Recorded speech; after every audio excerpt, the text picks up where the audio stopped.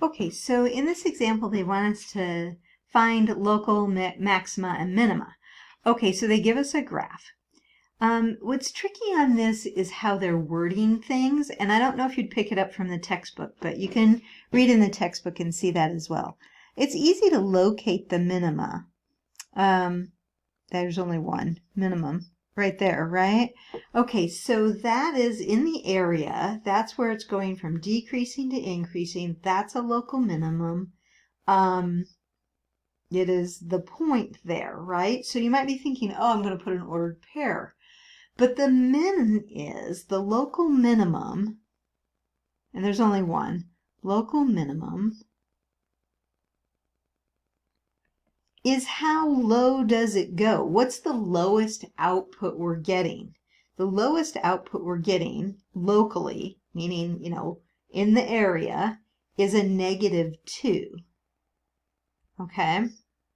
That's how low it goes in that vicinity there, around that area. So when I'm saying around that area, we're talking about like in this area, there's a low point, and that lowest output is -2.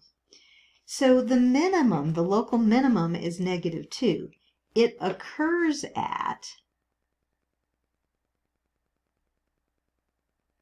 -1.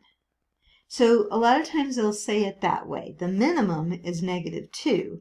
The local minimum is -2, and it occurs at a value, an x value, an input of -1. Okay?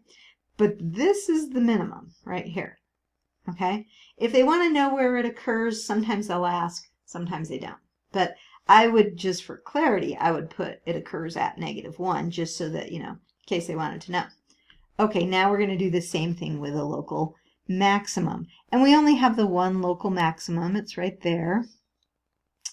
Local maximum. And so in the area, locally, in that little area, there's like a little hill in the area, and the highest output we're getting, well, you can't see because I have those orange lines in there, but it's 2. Okay. And then that would be then the local maximum. I'm going to put it in a different color. 2.